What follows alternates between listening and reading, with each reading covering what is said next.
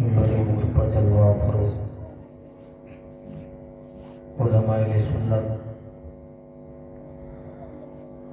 و دیگر سامعین کرام، السلام علیکم ورحمۃ اللہ تعالی وبرکاتہ۔ وعلیکم السلام ورحمۃ اللہ وبرکاتہ۔ الحمدللہ رب العالمین والعاقبۃ للمتقین والصلاة والسلام علی رسولہ الکریم، اما بعد، اعوذ باللہ من الشیطان الرجیم، بسم اللہ الرحمن الرحیم، کل نفس ذائقۃ الموت، صدق اللہ العظیم وصدق رسولہ النبی الامین الموعظ المبین الهادی الرؤوف الرحیم، ونحن على ذلك لمن الشاهدين والشاکرین، والحمد للہ رب العالمین۔ سبحان اللہ سبحان اللہ۔ آئی حضرات، ایک مرتبہ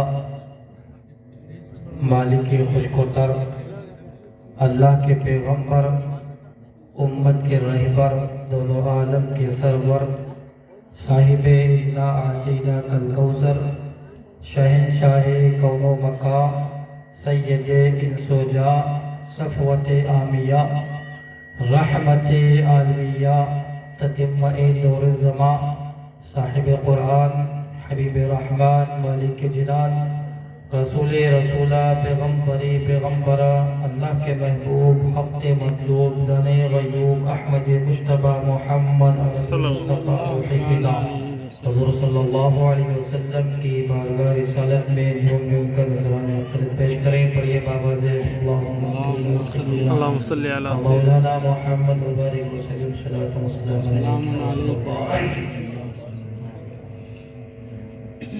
آپ حضرات نے مجھ سے بیشتر نعت محبت اسماعت کی۔ 1857 کی بات ہے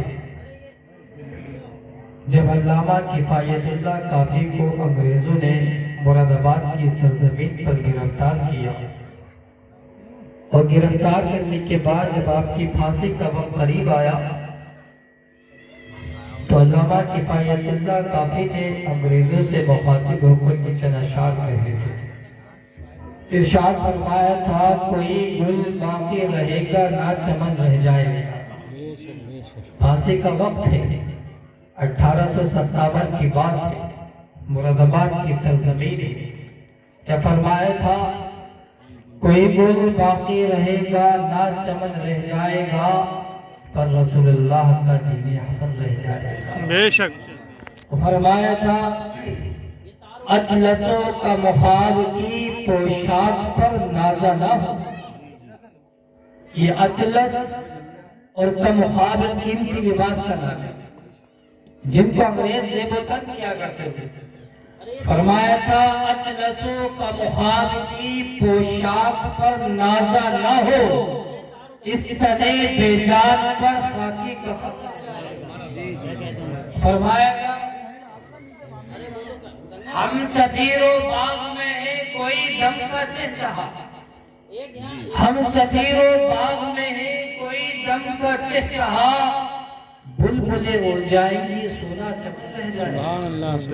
بلبلیں اڑ جائیں گی سونا چمن رہ جائے گا۔ اور کسی شاعر نے کیا خوب کہا ہے، جاگنا ہے جاگ لے افلاک کے سائے تلے، بے شک۔ جاگنا ہے جاگ لے افلاک کے سائے تلے، حشر تک سونا پڑے گا خواب کے سائے تلے۔ اور کسی شاعر نے ان کا ہی خود کہا ہے، یہ شہادت گہے الفت میں قدم رکھنا ہے، یہ شہادت گہے الفت میں قدم رکھنا ہے، لوگ آسان سمجھتے ہیں مسلمان ہونا۔ یہ شہادت گہے الفت میں قدم رکھنا ہے، لوگ آسان سمجھتے ہیں مسلمان ہونا۔ اور مسجد کو بنا لی شب بھر میں ایمان کی حرارت والوں نے، بے شک۔ اور مسجد کو بنا لی شب بھر میں ایمان کی حرارت والوں نے، من اپنا پرانا پاپی تھا برسوں میں نمازی بن نہ سکا، من اپنا پرانا پاپی تھا برسوں میں نمازی بن نہ سکا۔ اللہ رب العزت ارشاد فرماتا ہے، کل نفس ذائقۃ الموت، کہ ہر جاندار چیز کو موت کا مزہ چکھنا ہے۔ بے شک سبحان موت ایک ایسا لفظ ہے، موت ایک ایسا شبد ہے، موت ایک ایسا ورڈ ہے کہ جس کے تصور کرنے سے انسان کے بدن میں کپکپی پیدا ہو جاتی ہے۔ موت ایک ایسا لفظ ہے کہ جس کے بارے میں سوچنے سے انسان کا بدن لرزہ برنام ہو جاتا ہے۔ اگر کوئی بندہ تنہائی میں ہو اور کوئی بندہ رات کے اندھیرے میں ہو اور وہ موت کا خیال کرے، موت کے بارے میں سوچے، موت کا تصور کرے، تو اس کا بدن لرزہ برنام ہو جاتا ہے۔ اس کے بدن میں کپکپاہٹ پیدا ہو جاتی ہے، ایک ڈر پیدا ہو جاتا ہے، بے شک ایک قسم کی گھبراہٹ پیدا ہو جاتی ہے۔ لیکن یاد رکھیے گا، اس دنیا کے اندر بھی دو قسم کے بندے ہیں۔ ایک تو وہ ہے کہ جس کا دل موم کی طرح نرم ہے، اور ایک وہ ہے کہ جس کا دل پتھر کی طرح سخت ہے۔ بے شک بے شک سبحان وہ بندہ کہ جس کا دل موم کی طرح نرم ہے، جب وہ موت کا یاد کرتا ہے، جب اس کے دل و دماغ پر موت کا خیال ہوتا ہے، وہ ادھر فجر کے وقت میں مؤذن آواز دیتا ہے، حی علی الصلاۃ، آؤ نماز کی طرف، حی علی الفلاح، آؤ کامیابی کی طرف۔ اور یہ بندہ ایسا ہے کہ جس کا دل موم کی طرح نرم ہے، جس کے دل میں قبر کا خوف ہے، جس کے دل میں موت کا ڈر ہے، تو یہ فوراً اپنے بستر کو چھوڑے گا، اپنے لحاف کو دور پھینکے گا، اپنی چادر کو دور پھینکے گا اور فوراً مسجد کا رخ کرے گا۔ کیوں؟ اس لیے کہ اس کے دل میں موت کا ڈر ہے، اس کے دل میں قبر کا ڈر ہے، اس کے دل میں آخرت کا خوف ہے، اس کے دل میں اللہ کا ڈر ہے۔ یہ بندہ کہ جس کا دل موت کی طرح نرم ہے، فجر کی نماز ادا کرنے کے بعد اپنے کام و کاج میں مصروف ہو جاتا ہے، پھر ظہر کے وقت مؤذن آواز دیتا ہے، حی علی الصلاۃ، آؤ نماز کی طرف، حی علی الفلاح، آؤ کامیابی کی طرف۔ دل میں موت کا ڈر ہے، دل میں قبر کا خوف ہے، دل میں قبر کے عذاب کا ڈر ہے۔ یہ بندہ کہ جس نے فجر کی نماز ادا کی، اس کے بعد کام و کاج میں لگ گیا، اپنے کاروبار میں مصروف ہو گیا، ظہر کے وقت مؤذن آواز دیتا ہے، آؤ نماز کی طرف، آؤ کامیابی کی طرف، دل موم کی طرح نرم ہے، فوراً مسجد کا رخ کرے گا۔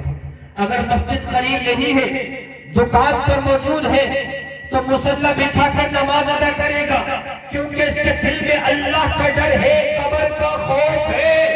پھر ظہر کی نماز ادا کرنے کے بعد یہ بندہ پھر اپنے کاروبار میں لگ جاتا ہے، پھر عصر میں آواز دیتا ہے مؤذن، حی علی الصلاۃ، آؤ نماز کی طرف، حی علی الفلاح، آؤ کامیابی کی طرف۔ بندہ اپنے کاروبار کو چھوڑتا ہے، مسجد کی طرف جاتا ہے، مسجد کا رخ کرتا ہے، نماز عصر ادا کرتا ہے، سجدہ ریز ہو جاتا ہے اور اللہ کی بارگاہ میں مانگتا ہے، تو اللہ تبارک و تعالیٰ خوش ہوتا ہے اور کہتا ہے، اے میرے بندے، تیرے دل میں میرا خوف ہے، اے میرے بندے، تیرے دل میں قبر کا خوف ہے، اے میرے بندے، تیرے دل میں موت کا ڈر ہے، اے میرے بندے، تو نے قبر کے خوف کی وجہ سے، تو نے موت کے ڈر کی وجہ سے، تو نے میرے خوف کی وجہ سے اپنے نرم گرم بستر کو چھوڑا اور نماز فجر ادا کر کے کام و کاج میں لگ گیا، پورا دن کام کرتا ہے۔ اللہ تبارک و تعالیٰ تو اپنے بندے سے اتنا محبت فرماتا ہے کہ نماز پڑھنے کے بعد اللہ یہ کہتا ہے، اے میرے بندے، اب تجھے تیری محنت کا اجر کسی دنیا دار کے پاس نہیں، اب تجھے تیری محنت کا اجر پروردگار کے پاس ملے گا۔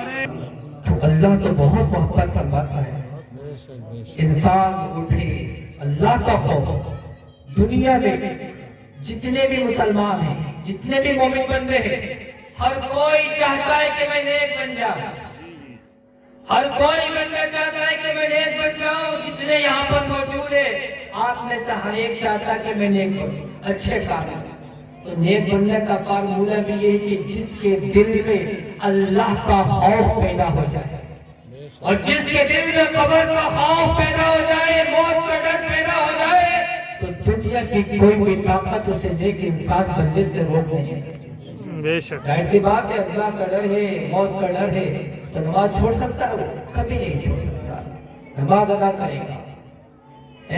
لیکن ایک بندہ وہ بھی ہے کہ جس کے دل میں اللہ کا خوف نہیں، جس کے دل میں موت کا ڈر نہیں، جس کے دل میں قبر کا خوف نہیں، اس بندے کا عالم یہ ہے، خاص کر اگر نوجوان ہے تو پہلے تو پوری رات سوئے گئے نہیں، 2-3 بجے تک جاگے گا، گانے سنتا رہے گا، کانوں میں ایئر فون لگائے گا، فجر تک سنے گا برابر، اور جیسے ہی مؤذن آواز دے گا حی علی الصلاۃ حی علی الفلاح، آؤ نماز کی طرف، آؤ کامیابی کی طرف، پوری رات گانے سنتے سنتے گزار دی، پوری رات، اور مؤذن آواز دے رہا آؤ نماز کی طرف، آؤ کامیابی کی طرف، لیکن اس کا دل پتھر کی طرح سخت ہے، اس کا دل پتھر کی طرح سخت ہے، بلکہ پتھر سے بھی زیادہ سخت ہے۔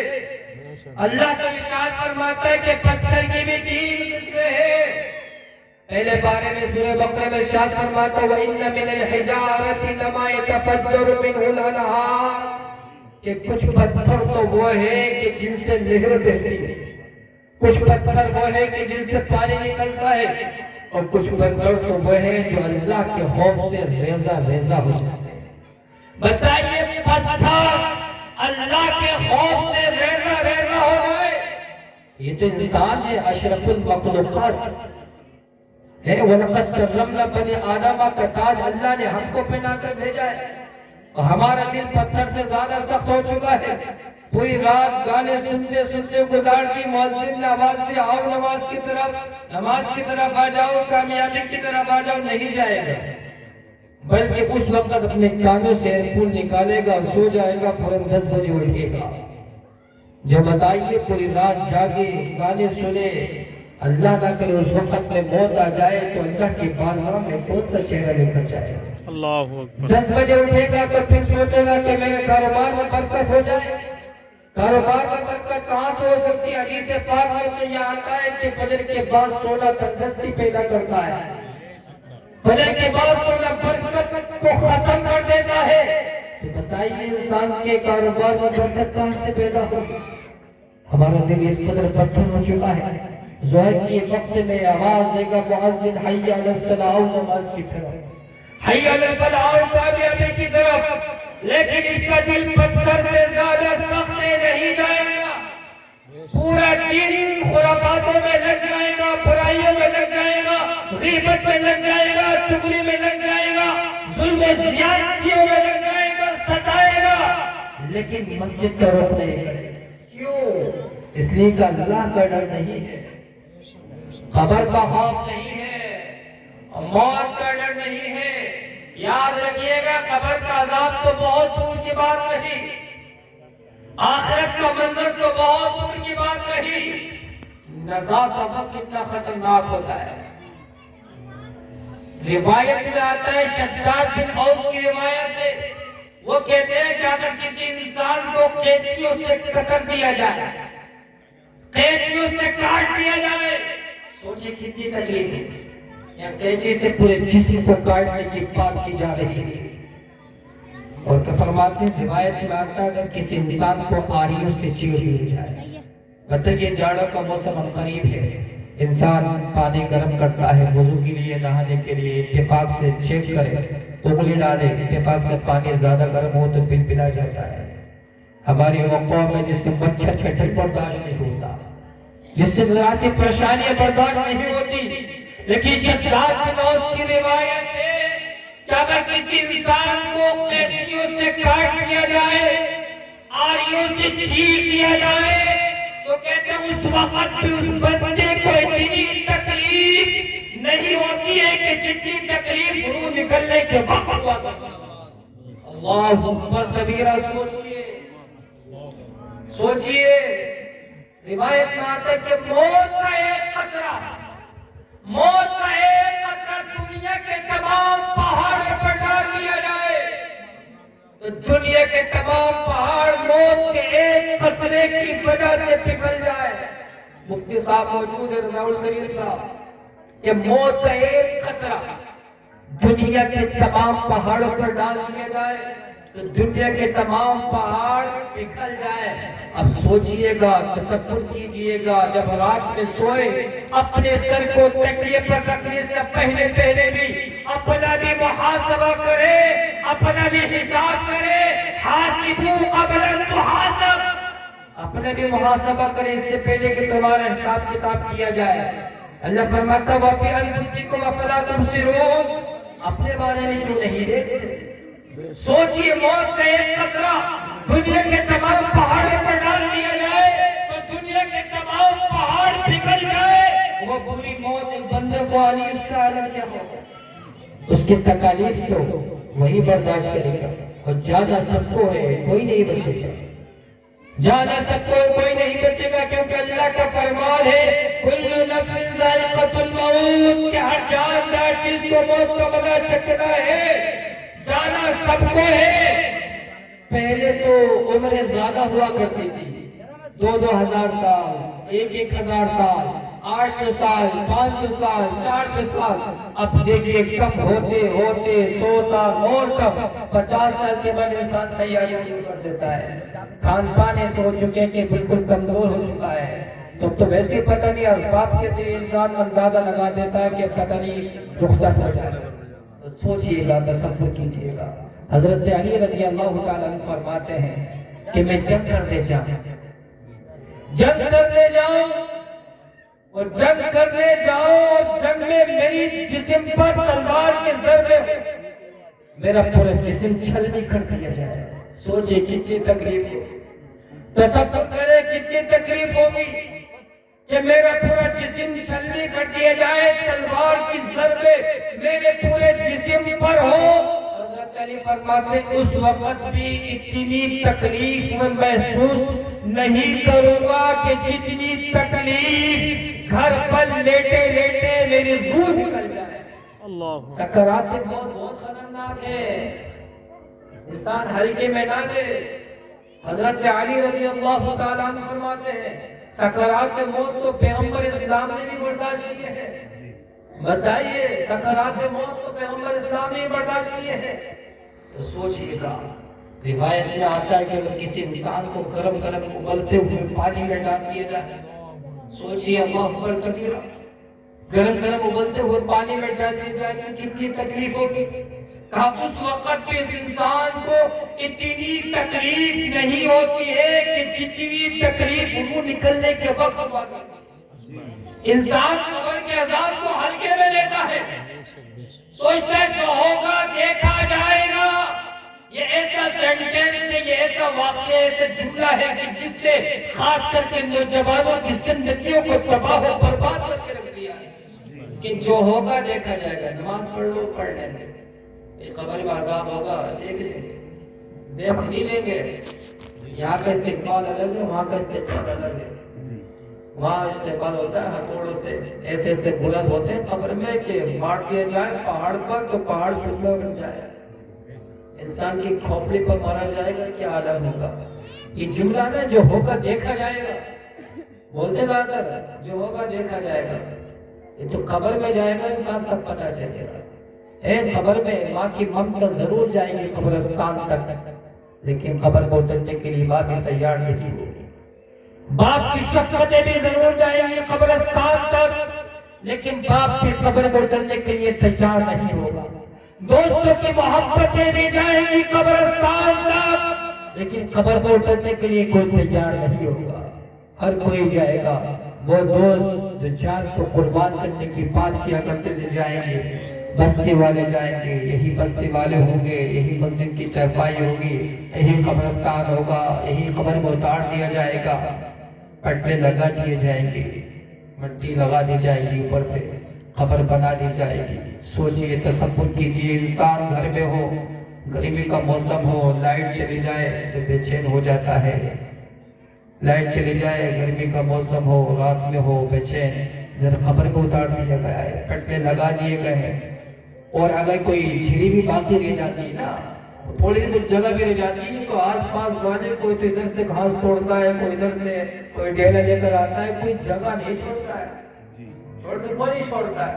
سوچئے بندہ چلا گیا قبر میں، اب کیا عالم ہوگا؟ اذا مات الانسان انقطع عمله الا من ثلاث صدقة جارية او علم ينتفع به او ولد صالح يدعو له۔ جب انسان مر جاتا ہے تو اس کا عمل منقطع ہو جاتا ہے، اب جتنا اس نے عمل کیا اس کو کبھی موقع نہیں ملے گا عمل کرنے کا، اور جتنا گناہ کیے اب ختم، سب ختم۔ تین چیزیں باقی رہتی ہیں، صدقہ جاریہ، یہ پروگرام ہے صدقہ جاریہ ہے۔ مسجد میں دیکھے ضرورت ہے پنکھے کی، لائٹ کی، کسی بھی چیز کی، جا کر کے مسجد میں لگا دیا، پنکھا لگا دیا، جب تک نمازی نماز پڑھتا رہے گا، پنکھا چلتا رہے گا تو مرحوم کو ثواب پہنچتا رہے گا۔ جائے مدرسے میں جا کے مفتی صاحب حضرت سے پوچھے کہ آپ کے یہاں کتنے بچے پڑھتے ہیں، کتنے کلام پاک کی حلیے کی ضرورت ہے، کتنے بچے درس نظامی کے ہیں، کن کی نصاب کی ضرورت ہے، کہے کہ میں اپنی طرف سے دوں گا۔ جب تک وہ بچہ کلام مقدس کی تلاوت کرے گا، ادھر گھر والا تو فجر کے وقت میں سوتا رہے گا، لیکن ادھر طالب علم فجر سے پہلے اٹھ کر اپنے کلام پاک کی تلاوت کرے گا، ادھر مرحوم کی روح کو ثواب پہنچتا رہے گا۔ آپ نے جا کے مدرسے میں گئے، کلام پاک ایک ہدیہ کر دیا، ایک کلام پاک، ادھر فجر میں بچہ تلاوت کر رہا ہے، ادھر گھر والا سو رہا ہے تو ثواب پہنچ رہا ہے، صدقہ جاریہ۔ وہ اٹھ رہا ہے 10 بجے، مجھے فجر سے پہلے اٹھ کے نماز ادا کر کے ناشتہ کر کے پھر مدرسے جائے گا، 12:30 تک پڑھے گا۔ بتائیے ایک حرف پڑھنے میں اتنی نیکیاں ہوتی ہیں تو وہ تو باہر پھاڑ تلاوت کر رہا ہے، کتنا ثواب پہنچے گا؟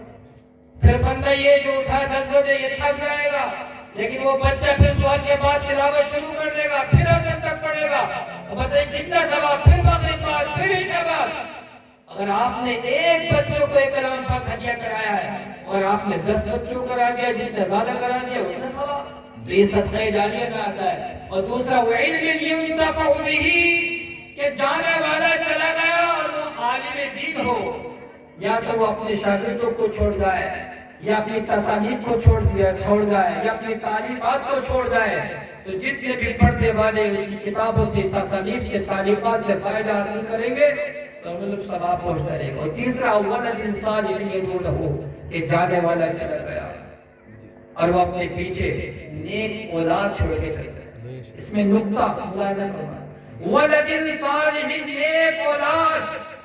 اس میں یہ نہیں فرمایا گا اس بات میں کہ وہ عالم ہو، فاضل ہو، مفتی ہو، محقق ہو، محدث ہو، مفکر ہو، بلکہ فرمایا نیک اولاد جو 5 وقتہ نمازی ہو، سنی صحیح عقیدہ ہو، 5 وقتہ نمازی ہو، اور اپنے پیچھے چھوڑ کر چلا گیا، تو یہ نیک اولاد جب تک اس کے لیے دعا کرتے رہے گی تو اس کو ثواب پہنچتا رہے گا۔ اب سوچئے ایک نیک اولاد کا مقام یہ ہے کہ وہ نیک اولاد دعا کرے تو ثواب پہنچتا رہے، اور اگر وہ نیک اولاد حافظ قرآن ہو،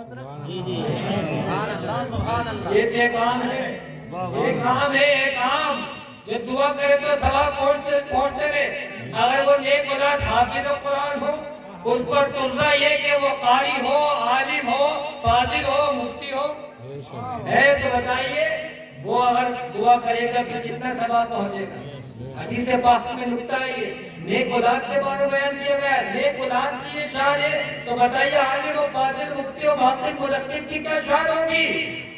سوچئے کہ وہ حافظ و قرآن تو وہ ہے کہ قیامت میں بھی والدین کو تاج پہنائے گئے، البس یوم القیامت تاج من نور وضوء مثل ضوء الشمس۔ تو سوچئے 3 چیزیں، تو انسان چلا گیا، قبر میں موجود ہے، گھٹا ٹوٹ تاریخ کی رات ہے، پٹے لگا دیے گئے، آئیں گے سوال جواب ہوگا، لیکن اس سے پہلے سوچئے گا، انسان سوچتا ہے کہ جو ہوگا دیکھا جائے گا، قبر کے عذاب کو برداشت کرنے نہیں، بلکہ بخاری شریف کتاب الوضو کی حدیث پاک ہے، علی بن عباس رضی اللہ تعالی عنہ قال مر النبي صلى الله عليه وسلم بحائط من حيتان المدينة أو مكة فسمع صوت إنسانين يعذبان وما يعذبان في قبورهما قال فلا كان أحدهما يمشي بالنميمة وكان الآخر لا يستتر من بوله أو كما قال رسول الله صلى الله عليه وسلم. اب اس کا آپ ترجمہ سماعت کیجئے گا.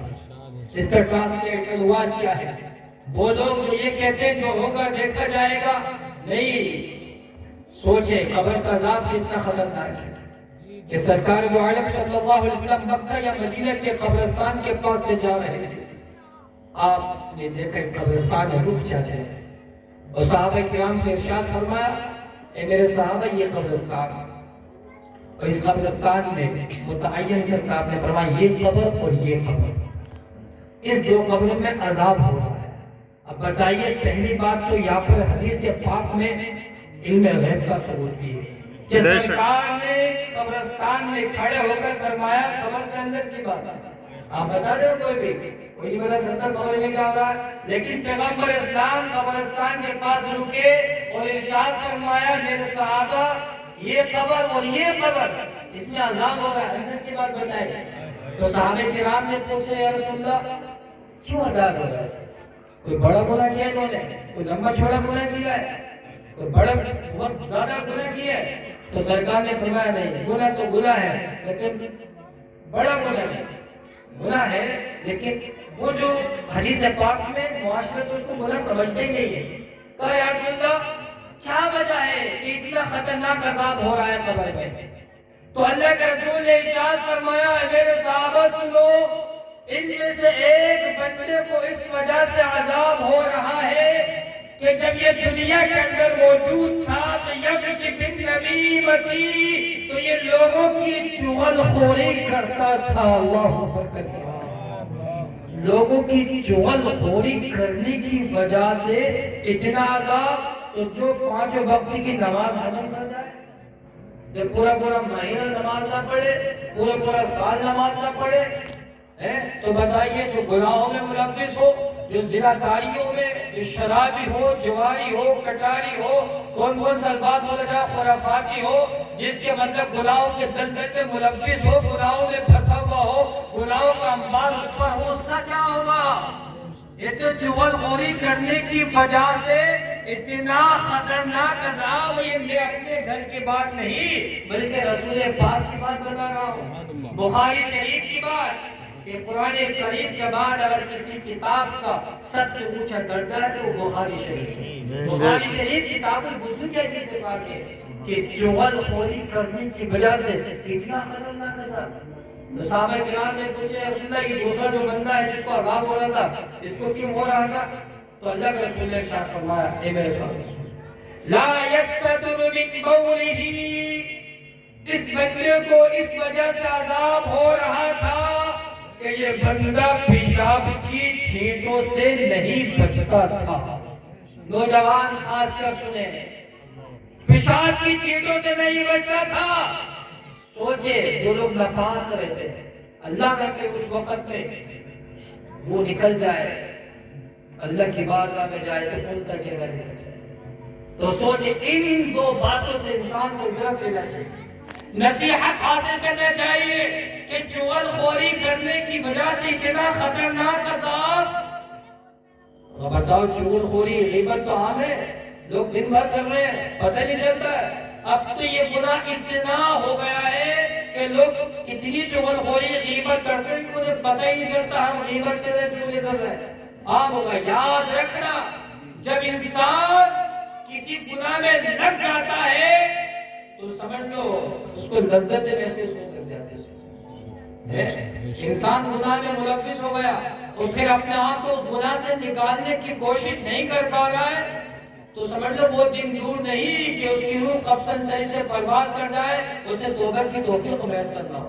امام بوصیری فرماتے والنفس كالطفل ان تهمل شب على حب رضاع وان تفطر ينفتم، کہ انسان کا نفس بچے کی طرح ہے.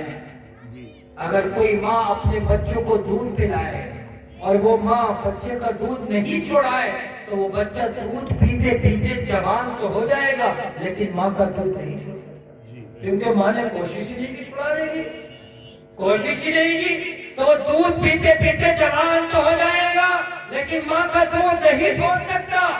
اسی طرح کوئی بھی بندہ جو کہ گناہوں کے دلدل میں ملوث ہے اور اپنے آپ کو اس گناہ سے نکالنے کی کوشش نہیں کر پا رہا ہے، وہ بندہ دنیا سے گناہ کرتے کرتے تو چلا جائے گا لیکن اسے توبہ کی توفیق میسر نہیں ہوگی، نہیں ہو سکتی، کیونکہ کوشش ہی نہیں کر پا رہا ہے، کوشش نہیں کر پا رہا ہے۔ سوچئے قبر کا عذاب کتنا خطرناک ہے۔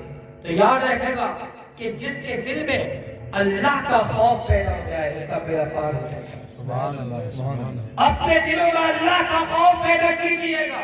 حدیث پاک میں آتا ہے اِذَا اقْشَعَرَّ جَسَدُ الْعَبْدِ مِنْ خَشْيَةِ اللَّهِ تَحَاتَتْ عَنْهُ ذُنُوبُهُ كَمَا يَتَحَاتُ الشَّجَرَةُ أَوْرَاقَهَا، کہ جب بندے کے اندر اللہ کا ڈر پیدا ہو جاتا ہے تو اس کے گناہ اس کے جسم سے اس طرح جھڑ جاتے ہیں کہ جیسے کہ درخت اپنے پتوں کو جھاڑ دیتا ہے۔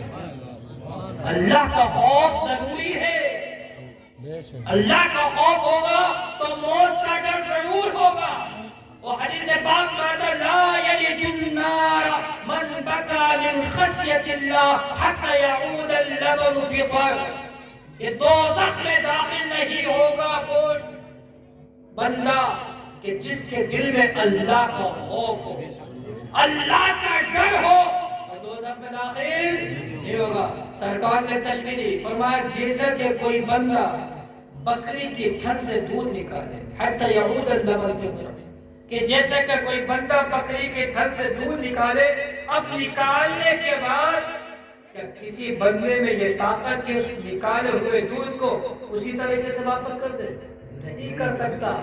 سرکار دو عالم علیہ السلام نے تشبیہ دی کہ بکری کے تھن سے دودھ نکالے پھر کسی میں یہ طاقت نہیں جس طرح نکالا ہے دودھ کو اس کے تھنوں میں واپس کر دے، اسی طرح لا یلج النار من بکا من خشیت اللہ، کہ جس کے دل میں اللہ کا خوف پیدا ہو گیا وہ دوزخ میں داخل نہیں ہوگا۔ حضرت موسیٰ علیہ السلام کی قوم آئی حضرت موسیٰ کے پاس کہ موسیٰ قحط پڑ چکا ہے، بچے بھی رو رہے ہیں، عورتیں بھی رو رہی ہیں، جان بری بڑھ رہے ہیں۔ اے موسیٰ دعا کیجیے کہ اللہ باران رحمت کا نزول فرمائے۔ قوم آئی میدان میں جمع ہو گئی، اب دھوپ پڑ رہی تھی بہت زیادہ دھوپ پڑ رہی۔ حضرت موسیٰ نے ہاتھ اٹھائے اللہ کی بارگاہ میں دعا کی، اے اللہ رب العزت یہ میری قوم ہے، قحط پڑ چکا ہے، میری قوم مجھ سے دعا کرانے کے لیے آئی ہے، اے اللہ دھوپ پڑ رہی ہے، اے اللہ میری قوم پر بارش۔ تو جیسے ہی حضرت موسیٰ نے دعا کی تو بارش کا تو نزول نہیں ہوا بلکہ دھوپ میں اضافہ ہو گیا، دھوپ اور بڑھ گئی۔ حضرت موسیٰ علیہ السلام بڑے متعجب ہوئے، یہ کیا ماجرا ہے کہ جو قوم دعا کرانے کے لیے آئی، بارش کی دعا کرانے کے لیے، آلریڈی دھوپ تو تھی، دعا کی تو بارش کا نزول ہونا چاہیے تھا لیکن بارش کا نزول نہیں ہوا بلکہ دھوپ میں اضافہ ہو گیا، دھوپ اور بڑھ گئی۔ اللہ اکبر۔ جب دھوپ بڑھ گئی تو ہاتف غیبی سے آواز آتی ہے، اے موسیٰ جس قوم کے لیے تم دعا کر رہے پتہ ہے بارش کا نزول کیوں ہوا؟ آپ کی قوم میں سے ایک بندہ ایسا بھی ہے کہ جسے 40 سال ہو گئے ابھی تک ہمیں ایک سجدہ بھی نہیں کیا ہے، اس قوم کے لیے بارش کی دعا کر رہے۔ اللہ اکبر، 40 سال ہو گئے ایک سجدہ بھی نہیں کیا اس قوم کے لیے بارش کی دعا۔ حضرت موسیٰ نے کہا میدان میں موجود تھے، کہا کون ہے ذرا نکل کے آئے اور توبہ کرے، کون ہے ذرا نکل کے آئے اور توبہ کرے اللہ کی بارگاہ میں۔ اب ظاہر سی بات ہے چور کی داڑھی میں تنکا، اب جو پورا میدان میں جتنے لوگ تھے ایک ہی بندہ تھا، سمجھنے والا سمجھ گیا یار یہ تو میں ہوں، یہ تو میں ہوں، اگر میں نکل کے آتا ہوں باہر میدان میں تو دیکھنے والے پوری بستی والے کہیں گے یہ منحوس تھا ہمارے بستی میں جس کی وجہ سے بارش نازل نہیں ہو رہی تھی، اس کا تو جنازہ ویسے نکل جا رہا. تو کہا یہ بندہ جس نے 40 سال تک سجدہ نہیں کیا، اب اس کے دل میں ڈر پیدا ہوا ہے. کس کا؟ اللہ کا ڈر پیدا ہوا ہے، خوف پیدا ہوا ہے. اس نے دعا کی، کہا اے اللہ رب العزت، 40 سال تک تو نے میرے عیبوں پر پردہ ڈالا رکھا، اے اللہ اب میرے عیب کیوں کھولتا ہے؟ 40 سال تک میرے عیبوں پر پردہ ڈالا رکھا، اب میرے عیب کیوں کھولتا ہے؟ اللہ آج کے بعد کبھی ایسا نہیں. ظاہر سی بات ہے وہ اللہ تبارک و تعالیٰ قادر مطلق ہے. اگر وہ جبار و قہار ہے تو وہ غفور و رحیم بھی ہے، وہ بخشنے والا بھی ہے، رحیم رحم کرنے والا بھی ہے، کریم بھی ہے، وہ تواب بھی ہے، دعا کو قبول فرمانے والا بھی وہی ہے. حضرت موسیٰ نے کہا نکل گئے، نکل کے گیا. حضرت موسیٰ نے دوبارہ دعا کی کہ چلو دوبارہ کرتے ہیں. جب دوبارہ دعا کی تو بارش کا نزول. حضرت موسیٰ بڑے متعجب، یہ کیا ماجرا ہے کہ پہلی مرتبہ دعا کی تو پتہ چلا ہمارے قوم میں اتنا بڑا ایسا آدمی تھا کہ جس نے نمازیں نہیں ادا کی، کوئی سجدہ نہیں کیا، تو سمجھ میں آتا ہے. اب اللہ کے بارگاہ میں ہاتھ اٹھائے اور اس کے اللہ رب العزت اب میری قوم میں سے کون سا ایسا نیک متقی و پرہیزگار ہے کہ جس کی وجہ سے تو نے بارش نازل فرما دی. اب کون سا ایسا آ گیا؟ آواز آتی ہے موسیٰ جس کی وجہ سے بارش کو نازل نہیں فرمایا تھا اسی کی وجہ سے بارش نازل فرمائی. اے موسیٰ جس کی وجہ سے بارش نازل نہیں فرمائی تھی اسی کی وجہ سے بارش بھی نازل فرمائی. دیکھیے اللہ کا ڈر تھا، خوف خدا تھا. تو سوچیے اللہ کا ڈر پیدا ہو جائے بیڑا پار ہو جائے. اچھا یہاں تو اللہ کے ڈر کی بات ہے.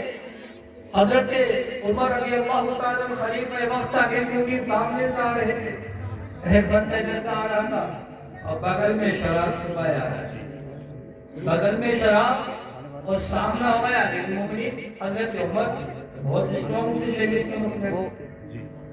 اب یہ اس بندے نے دیکھا کہ امیر المؤمنین سامنے سے، حضرت عمر سامنے سے آ رہے. ابھی کیا جواب دے؟ اگر میں یہ کہوں شراب ہے تو مسئلہ خراب، شراب ہے، اور یہ کہوں شراب نہیں تو یہ میں دکھاؤں اور دکھائی نکلی شراب تو اور جھوٹ. ایک تو شراب اوپر سے جھوٹ. اب بہت پریشان سامنے ہو گیا ہم نسا. امیر المؤمنین بولے حضرت عمر کیا ہے اس میں؟ اب اس کے دل میں اللہ کا ڈر پیدا نہیں ہوا، اللہ کا ڈر پیدا نہ ہوا، حضرت امیر المؤمنین کا ڈر پیدا ہوا.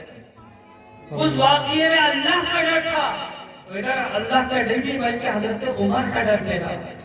دیکھیں دعا اللہ سے، اے اللہ آج مجھے امیر المؤمنین کے سامنے رسوا ہونے سے بچا دے، بے آبرو ہونے سے بچا دے. اے اللہ آج کے بعد کبھی میں شراب نہیں پیوں گا، کبھی شراب نہیں پیوں گا. ڈر اللہ کا نہیں تھا، ڈر حضرت عمر کا تھا. تو دعا کی اللہ نے قبول فرمایا. امیر المؤمنین بولے کیا ہے؟ بولے سرکہ لے کر جا رہا ہے. کیا بولے؟ اور لے کر کیا آ رہا تھا؟ وہ شراب ہی لگا تھا. ظاہر سی بات ہے دعا کی انہوں نے چلو بولتے کیا دے کر جائے گا؟ سرکہ لے کر جا رہا ہے. امیر المؤمنین بولے سرکہ چھپا کر، سرکہ تو چھپانے والی چیز ہے، تو سرکہ لے کر جا رہا ہے. بولے دکھاؤ تو صحیح. اب اس کے دل میں ڈر پیدا ہو گیا. بولے یار سرکہ بول دیا. اور امیر المؤمنین نے کہا دکھاؤ. اب دکھانے کی بات تو ڈر رہا تھا ہلکے ہلکے. جب اس نے کھولا تو تھی تو وہ شراب لے کر، تو وہ شراب ہی آ رہا تھا، لیکن اللہ رب العزت نے اس کی دعا کو قبول فرمایا اور اللہ نے اپنے فضل و کرم سے اس کی شراب کو سرکے میں تبدیل فرما دیا. تو دیکھیے حضرت امیر المؤمنین جو کہ بندے ہیں ان کا ڈر پیدا ہو گیا تو اللہ نے دعا قبول فرما لی. اور جس کے دل میں اللہ کا خوف پیدا ہو جائے تو اللہ دعا قبول کیوں نہیں فرمائے؟ اللہ تبارک و تعالیٰ دعا قبول کیوں نہیں فرمائے؟ سوچئے اللہ کا ڈر ہونا چاہیے، اللہ کا خوف پیدا ہونا چاہیے. ایک نوجوان محبت میں گرفتار ہو گیا کسی لڑکی کی. وہ لڑکی قافلے والے کے ساتھ جا رہی ہے، ایک جگہ پڑاؤ ڈالا، رک گیا قافلے والا، یہ نوجوان آیا، اس نے لڑکی سے غلط ارادہ ظاہر کیا۔ لڑکی نے جواب دیا اچھا جاؤ پورے قبیلے کا، پورے پڑاؤ جتنے بھی یہ سب کا جائزہ لے کر آؤ، کون کون سو رہا ہے کون کون چیز۔ یہ نوجوان خوش ہو گیا، انہیں غلط ارادہ ظاہر کیا، یہ دیکھ تو آیا، پورا چکر لگایا، لگانے کے بعد پورا چکر لگانے کے بعد آیا، اس لڑکی سے بولا پورا قبیلہ سو رہا ہے، سبحان اللہ، قبیلے کے تمام لوگ سو رہے ہیں، کوئی نہیں جاتا۔ غلط ارادہ ظاہر کیا، لیکن اس سے پتہ نہیں تھا یہ لڑکی، اس کے دل میں اللہ کا خوف تھا، خوف خدا تھا۔ اس لڑکی نے جواب دیا نوجوان، پورا قبیلہ دیکھتا ہوا، تمام لوگوں کو دیکھ کر سب سو رہے، سب سو رہے۔ اس نے کہا اچھا تیرا اللہ کے بارے میں کیا خیال ہے؟ اگر پورا قبیلہ سو رہا ہے تو مجھے یہ بتا کہ تیرا اللہ کے بارے میں کیا خیال ہے؟ کہ اللہ بھی سو رہا ہے؟ کہ اللہ بھی سو رہا ہے؟ نوجوان جواب دیتا ہے اللہ الذی لا تأخذہ سنۃ ولا نوم، اللہ تبارک و تعالیٰ تو وہ ہے کہ جس کو نہ نیند آتی ہے نہ اونگ آتی ہے۔ کہا اس لڑکی نے جواب دیا ارے پورا قبیلہ سو رہا ہے تو کیا ہوا؟ وہ قادر مطلق جس نے مجھے تجھے وہ پوری کائنات کو بنایا ہے وہ تو جاگ رہا ہے، وہ تو ہمیں دیکھ رہا ہے، وہ تو ہمیں دیکھ رہا ہے۔ دنیا والے سو رہے ہیں تو کیا ہوا؟ تمام لوگ سو رہے ہیں تو کیا ہوا؟ اللہ تو دیکھ رہا ہے، وہ خدا نہ کرنے کے لیے یہی کافی ہے۔ تو سوچے قبر کا منظر کتنا خطرناک ہے۔ آخر بات قبر سب سے ہو جانا چاہتا ہوں، قبر کا منظر کتنا خطرناک تو آخرت کا منظر اس سے زیادہ خطرناک ہے۔ اللہ فرماتا ہے اذا زلزلت الارض زلزالها، جب زمین میں زلزلہ آ جائے، وَأَخْرَجَتِ الْأَرْضُ أَثْقَالَهَا، وہ زمین اپنے بوجھوں کو نکالے گی۔ گناہگار بندے زمین کو پر بوجھ ہی تو ہے۔ وَأَخْرَجَتِ الْأَرْضُ أَثْقَالَهَا، زمین اپنے بوجھوں کو نکالے گی۔ اور کیا فرمایا اِذَا زُلْزِلَتِ الْأَرْضُ زُلْزِلَتِ الْأَرْضُ زِلْزَالَهَا، ہلکا سا جھٹکا آ گیا۔ آئرن جھٹکے تو ویسے زیادہ کیونکہ ہماری ایسے ہمارا تو انسان گھروں سے نکل کر میدان میں آ جاتا ہے کہ پتہ نہیں کہ جس چھت کے نیچے میں سو رہا ہوں یہ چھت گر جائے، کام تمام ہو جائے۔ بتائیے دنیا کا زلزلہ انسان سے برداشت نہیں ہو پا رہا ہے، بات بھی صحیح ہے، تو قیامت کا زلزلہ کیسے برداشت ہوگا؟ زلزلت الارض زلزالها، اس آیت کو پڑھنے میں جھٹکا آ رہے ہیں۔ زلزلت الارض زلزالها، جب زمین میں زلزلہ آ جائے گا۔ واخرجت الارض اثقالها، وہ زمین اپنے بوجھوں کو نکالے گی۔ وقال الانسان ما لها، انسان کہے گا یہ کیا ہے؟ یومئذ تحدث اخبارها، وہ ایسا ہولناک خوفناک منظر ہوگا کہ اس دن زمین سب کی پول کھولے گی۔ بِأَنَّ رَبَّكَ أَوْحَىٰ لَهَا يَوْمَئِذٍ يَحْشُرُ النَّاسُ أَشْتَاتًا لِيُرَوْا أَعْمَالَهُمْ، ایسا منظر ہوگا کہ لوگ تتر بتر ہو جائیں گے، بکھر جائیں گے تاکہ ان کو ان کا اعمال دکھا جائے۔ فرماتا القاریہ ما القاریہ، قیامت کس چیز کا نام ہے؟ دل دہلانے والی چیز کا نام قیامت ہے۔ وما ادراک ما القاریہ، تمہیں کیا معلوم قیامت کس چیز کا نام ہے؟ یوم یکون الناس کالفراش المبثوث، ایسا ہولناک منظر ہوگا کہ جس دن لوگ پتنگے کی طرح اڑیں گے۔ وتکون الجبال کالعہن المنفوش، ایسا ہولناک منظر ہوگا کہ جتنے بھی پہاڑ ہیں تمام روئی کی طرح اڑیں گے۔ فاما من ثقلت موازینہ فہو فی عیشۃ راضیہ، تو جس کے نامہ اچھا ہوگا اس کا بیڑا پار ہوگا۔ واما من خفت موازینہ فامہ ہاویہ وما ادراک ما ہی نار حامیہ، اور جس کے نامہ اعمال اچھے نہیں ہوں گے تو اس کا ٹھکانہ جہنم ہے، اور جہنم میں کیا؟ نار حامیہ، بھڑکتی ہوئی آگ کا نام جہنم ہے۔ کبھی شاعر کہتا ہے جاگنا ہے جاگ لے افلاک کے سائے تلے، جاگنا ہے جاگ لے افلاک کے سائے تلے، حشر تک سونا پڑے گا خاک کے سائے تلے، اور نہ سنبھلو گے تو مٹ جاؤ گے۔ اے ہندی مسلمانوں، تمہاری داستان تک نہ رہے گی داستانوں میں، طریق مصطفیٰ کو چھوڑنا ہے وجہ بربادی۔